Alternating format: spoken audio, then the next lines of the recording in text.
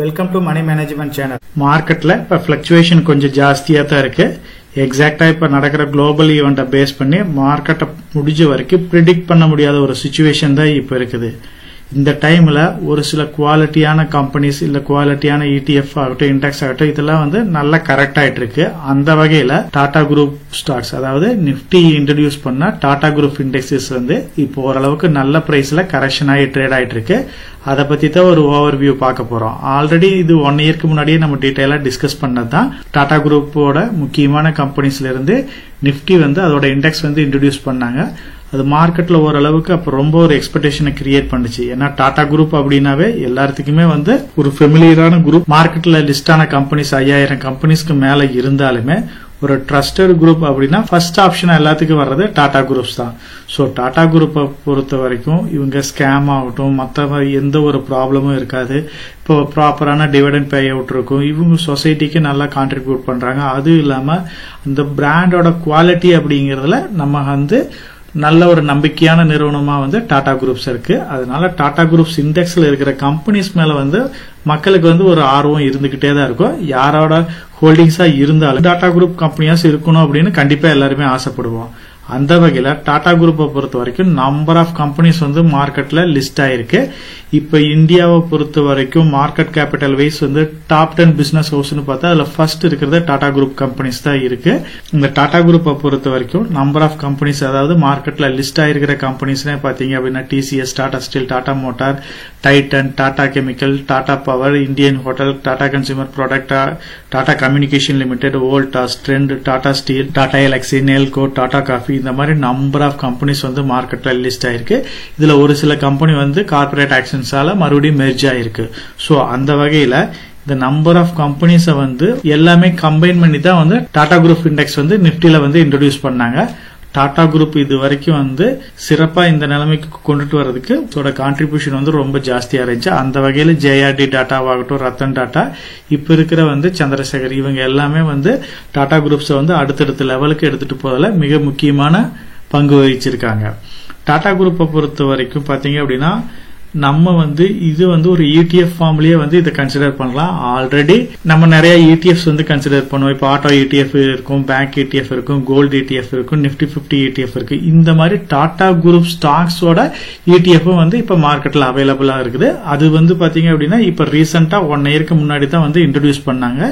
So இப்ப introduce பண்ணதுல இருந்து பாத்தீங்க அப்படின்னா ஓரளவுக்கு கான்ட்ரிபியூஷன் வந்து லிஸ்ட் ஆனதை விட இப்ப கொஞ்சம் கம்மியா தான் இருக்கு.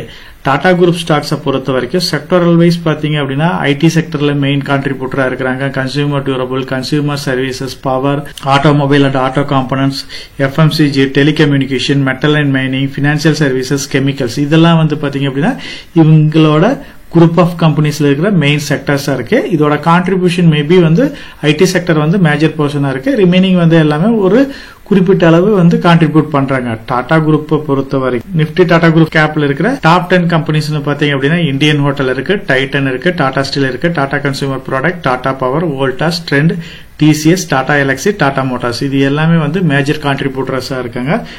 லாஸ்ட் 1 இயர் பர்ஃபார்மன்ஸ் எடுத்து பாத்தீங்க அப்படின்னா இது வந்து 20% பக்கமா நல்ல கரெக்ஷன் ஆயிருக்கு. சோ இதுல இருந்தே உங்களுக்கு தெரியுது மேக்சிமம் டாடா குரூப் ஸ்டாக்ஸ் எல்லாமே வந்து கரெக்ஷனை தான் பார்த்திருக்கு. லாஸ்ட் இயரை பொறுத்த வரைக்கும் இதோட இண்டெக்ஸோட வேல்யூ வந்து 18,000க்கு மேல இருந்தது. இப்ப நியர்லி 14,730 அந்த லெவல்ல தான் ட்ரேட் ஆயிட்டு இருக்கு. நியர்லி ஒரு 20% வந்து 1 இயர் பர்ஃபார்மன்ஸ் வந்து டிக்ரீஸ் ஆகிருக்குது.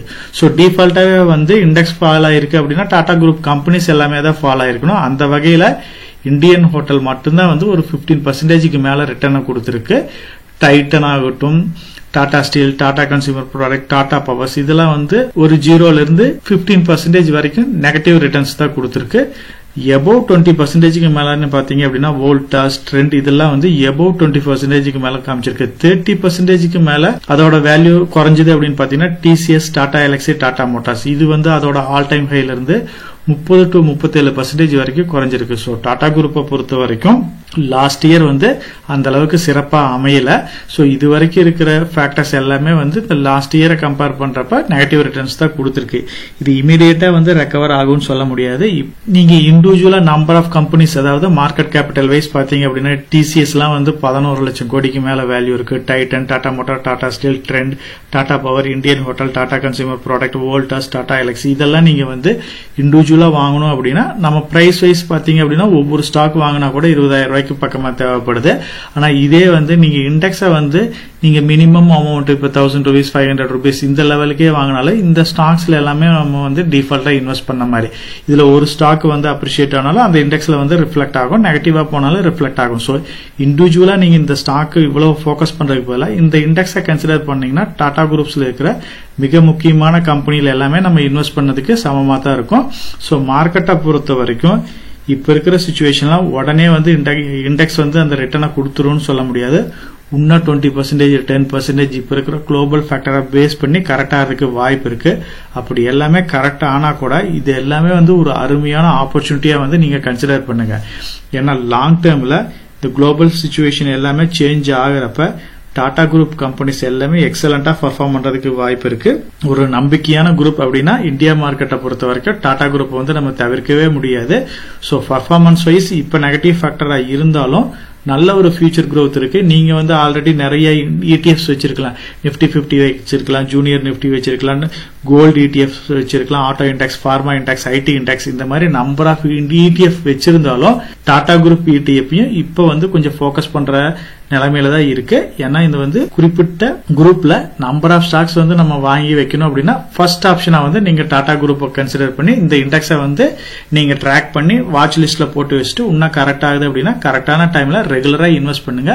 லாங் டேர்ம்ல பாத்தீங்க அப்படின்னா ஒரு நல்ல வெல்த் கிரியேட் பண்ணி கொடுக்கிறதுக்கு நிறைய பாசிபிலிட்டிஸ் இருக்கு. நம்ம சேனல் மெம்பர் கம்யூனிட்டியில போர்ட்போலியோ அப்டேட், அதாவது என்னோட போர்ட்போலியோல என்ன ஸ்டாக் பை பண்றேன், என்ன ஸ்டாக் செல் பண்றேன், என்னென்ன சேஞ்சஸ் பண்ணிட்டு இருக்கேன், இதை பத்தி இன்ஃபர்மேஷன்ஸ் வந்து ஷேர் பண்ணிட்டு இருக்கேன். டெய்லி மார்க்கெட் அப்டேட் வந்து முடிஞ்ச வரைக்கும் போஸ்ட் பண்ணிட்டு இருக்கேன். கார்பரேட்ல என்னென்ன ஈவென்ட் இருக்கு, நம்மளோட இந்திய எக்கனாமியை பத்தி ஒரு சில யூஸ்ஃபுல்லான இன்ஃபர்மேஷன்ஸ் எல்லாமே ஷேர் பண்ணிட்டு இருக்கோம். மெம்பர் கம்யூனிட்டியில ஜாயின் பண்ணி இதை ரெகுலரா ஃபாலோ பண்ணீங்க அப்படின்னா உங்களுக்கு நாலேஜ் இம்ப்ரூவ் ஆகிறது மட்டும் இல்லாம உங்களோட போர்ட்போலியோவை ஹெல்த்தியா பில்ட் பண்றதுக்கு எல்லா வகையிலும் சப்போர்ட்டிவா இருக்கும். நான் ஒரு செபி ரிஜிஸ்டர்ட் அட்வைசர் கிடையாதுங்க.